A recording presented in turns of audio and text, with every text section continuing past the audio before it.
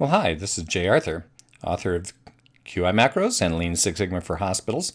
We're on page 273 of the Healthcare Data Guide. And in here you can see we have some data, number of patients within goals, number of patients in the registry. If we select that with our mouse, we can choose a P chart. Now you'll notice this looks pretty weird. Why are these points so wild and control limits like that?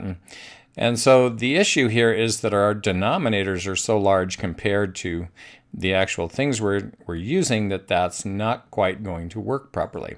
So we need what's called a P prime chart.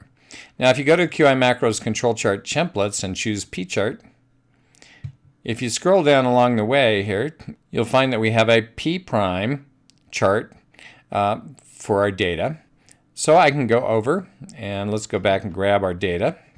So I need the numerator on top and the denominator on bottom. So I'm going to copy that. And then I'm going to paste that in here. And I probably need to clear out all of these things. And so here you can see we have our data. And with this, you can see that with a P prime chart, it's actually adjusted for these larger numbers in the denominator. And so that's your P prime chart using the QIMacros. Now if we go back to our data, we could also take this data and just convert it into a range. All right, so we divide number of goals by number in registry and we get percentage. And then we can come in here and actually do an XMR individuals chart of ranges.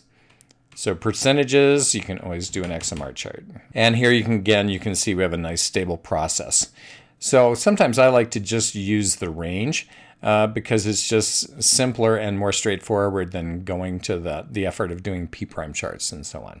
That's how we go about doing all of these charts, right? A P chart, a P prime chart, and an XMR chart using these diabetic self-managed goals in the Healthcare Data Guide.